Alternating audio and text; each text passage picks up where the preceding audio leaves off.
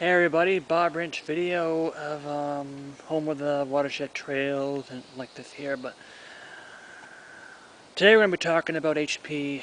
I read to know what's happening in happening at their company is that they're indeed hurting right now. They've laid off about 50,000 workers of HP. They have about 300,000 workers, which I think is 1 in 6 people have been laid off. I'm not surprised because HP is a piece of crap company. Um, we know their HP printers are crap. We know that HP makes crap computers as well. My father's still been having these grinding noises in his PCs, and my PC was toast. That because they just kill itself because HP is a piece of crap. Anyway. And also, I also had problems at work with my PCs. I had many times a crash, and I had to move to another cubicle to continue to do my work because they're unreliable, and many people has finally come to realize how horrible of a company HP is on their computers because I mean. These numbers are reflecting how crap the company is. Their customer service is horrible. Their PCs are horrible, and they say, "Look, you want to sell us crap computers to my stuff? Go right ahead, but you're really killing your company down. You're really killing yourselves, and that's why you have to lay off because because of this here." Um, John Jack the Bomb has also had issues with HP. He hasn't released any videos yet, but he's called HP a lot of times because of, yeah, their computers are horrible. They're unreliable, and their customer service is crap. And this it explains the point right now that Sony is starting to. We also seen Sony with their PS3s, and they're bleeding right now. And yeah, I mean they're becoming HP right now. Their PS4s, they use crappy paste on the PS4s. That means Sony has not learned that their paste that they're using is not adequately cooling your system, and that's why we've seen units that are breaking down. We're seeing there's been a lot of people getting. There's been people since the start getting red lines of death. The consoles turn on for a little bit, and then the red line shows, and then the console beeps 3 times, three long beeps, and it shuts off. These are the new symptoms here. There's probably more and more people having it now. Really. It's all you have to do is use metal-based paste, not ceramic paste, because ceramic insulates the heat, where metal or metal like this uses metal conducts heat, and it passes right through to the heat spreader. And as a matter, and by the way. And by the way, they use the same crap paste underneath the heat spreaders. It's actually two layers of thermal paste. One is in between the chip and the spreader, and a second layer of that on the spreader to the heatsink. And and if and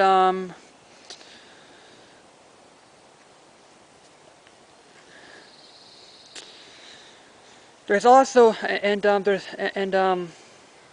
have to say that it may not be adequate just for replacing the thermal paste, because when you're replacing the thermal paste, you're just replacing it in between the heat spreader and the heat sink, and You're just doing one or two layers. You're just doing the heat spread and heat sinks. But I do believe you have to take off the heat spreaders, clean it out, and also put a little dab of thermal paste on the CPU and the GPU chips as well. But what you see when you open up the console in the motherboard, all you see is a heat spreader. The actual chip is underneath it. The cell processor is a rectangular shape dark spot that's inside it. You know, when you take off the heat spreader on the CPU, you have what's called like a little adhesive, and then you have the little metal. That metal in the center is the cell processor. The graphics card is kind of like maybe a square, like a diagonal square, and that's the NVIDIA graphics chip, and you have these 4 memories. And you have 464 megabytes of memory, making up the 256 memory. Either that, it might be 512, and if it's FK, you have 128 mega memory chip, which is the 4 parts that are in there. That what makes the GPU. But anyway, I do believe you have to take off the heat spreader and then clean it up the inside and repaste it on there and use in order for you to fully cool down the chips, and that's what you have to do here. But still, I don't know. I don't know why Sony has to put it in our ball, hand the ball over to us, say, "Hey, you're responsible for like this area, and you have to replace it over here." But basically, Sony is just they don't know. But Sony needs to understand that. Look, you have to start using metal-based paste. Use Icy Diamond, Arctic Silver, or whatever it is, and your systems won't fail. Because we're sick and tired of consoles that fails. Look, if I buy a console, the console that you buy back in November, the PS4, should last you until the generation's over. That's what I like to. I mean, that's what gamers want: reliable systems, and I'm sick about it here. Now that's. I'm sorry, going off topic of HP, but really HP. Is hurting right now because their PCs are just, yeah, their PCs suck, and that's why you're hurting right now. HP needs to start making, HP, like, why don't you just spend a few extra dollars, use the right paste, and maybe we'll have the problem here. Alright, that's the end of HP. We're going to be that's end of the story here. But now we're going to be talking about are we in the 8th generation or are we in the 9th generation? We might, well, it depends on how you look at the 2nd generation. The 2nd generation is a complicated one because generation number 2 actually started in 1976, as far as I know, when they released the Fairchild Channel F. That's right. The Atari 2600 may be the first recognizable system, but the Fairchild Channel F was the system, kind of the system that used interchangeable cartridges here.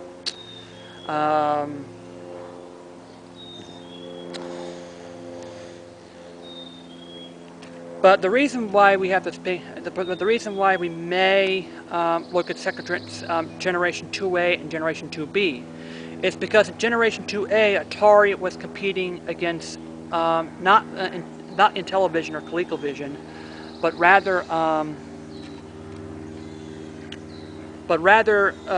Fairchild and RCA. RCA made the crappy RCA Studio 2, which came out in 1977. Of course, that console failed because it was black and white, and many people already had color TVs.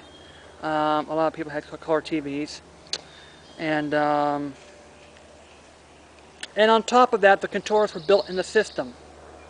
And I'm like, Yeah, I mean, we had plenty of systems thus far. Even the first generation systems had detachable controllers, which is um, which is a plus seat because you don't have to haul it together here to play it.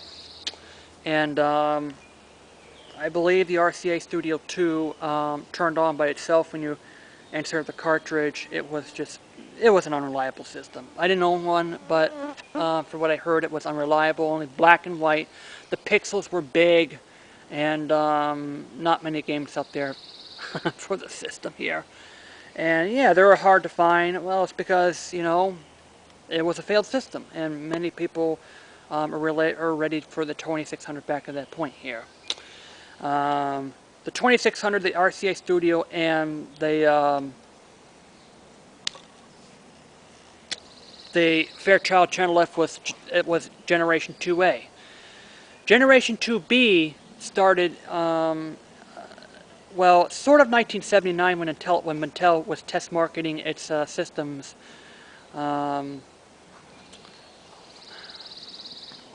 Was test marketing the system here. Atari released, the second generation B had the keypad built in the controller. But Atari also released a keypad add-on for the 2600, which is, yeah.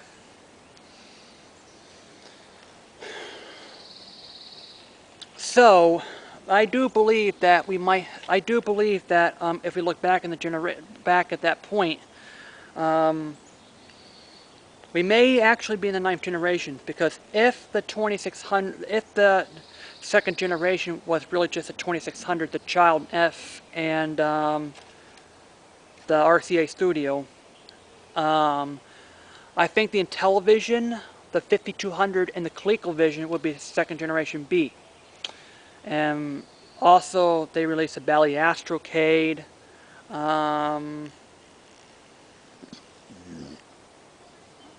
I would say the Magnavox Odyssey 2 would be kind of blurring the lines in between a console computer, because the Magnavox Odyssey 2 had a keyboard on it, as well as a gaming system here.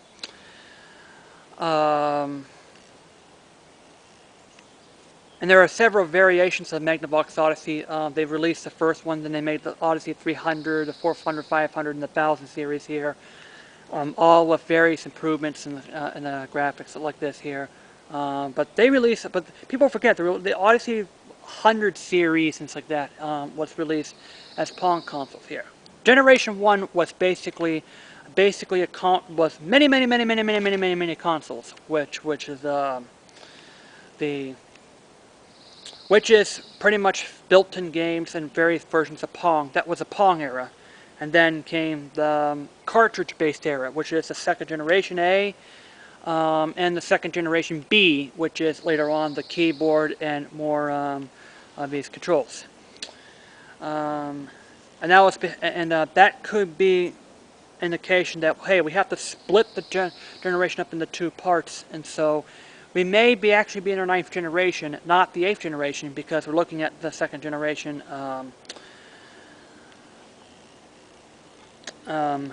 Yeah, the second generation of gaming that could actually be in two parts of the series here. All right, let me see. Now, covering the news, what I think about Mario Kart 8. It's not going to be a bad game, but it's not what I want. I like to have... now, there's a couple of episodes here where he actually said, hey, I'm against creativity. Look, creating a track editor ain't going to have to solve the problem here. And I would like to have a new Little Big Planet for the PS4. I like to have a Little Big Planet in 3D fashion, so I can create more complicated levels here. You don't have to, in Mod Nation Racers, they have a lot of tracks ready for your disposal.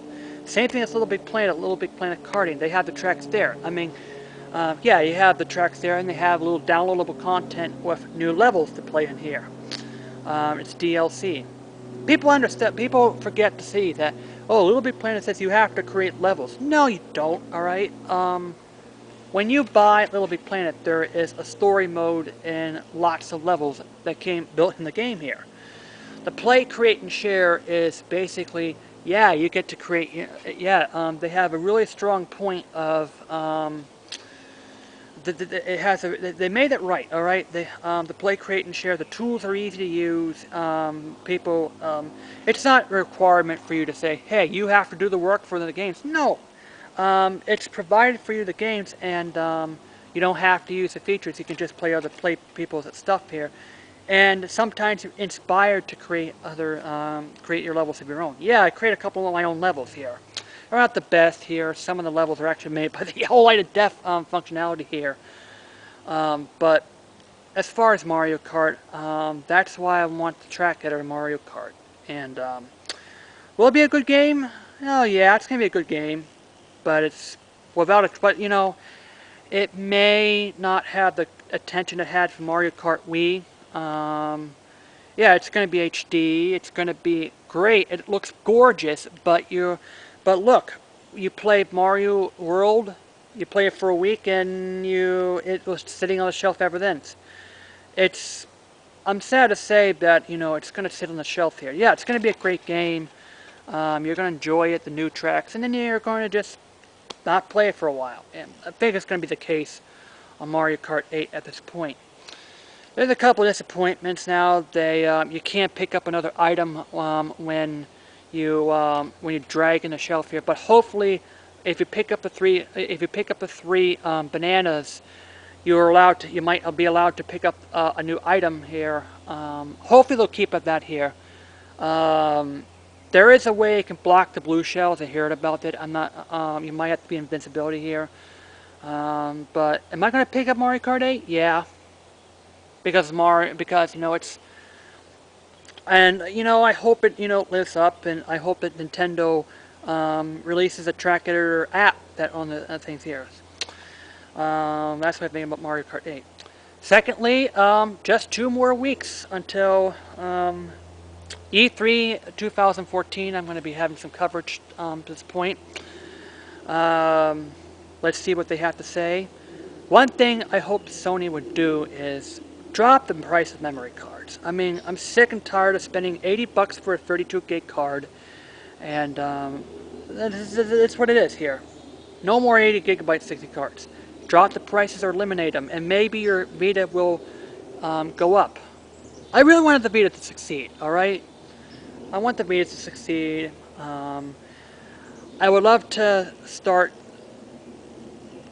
seeing games from the PS2 era, seeing the games of the flavor of the PS2 era back in the PS4. But let's see, E3 in 1 week from now, excuse me, 2 weeks from now, and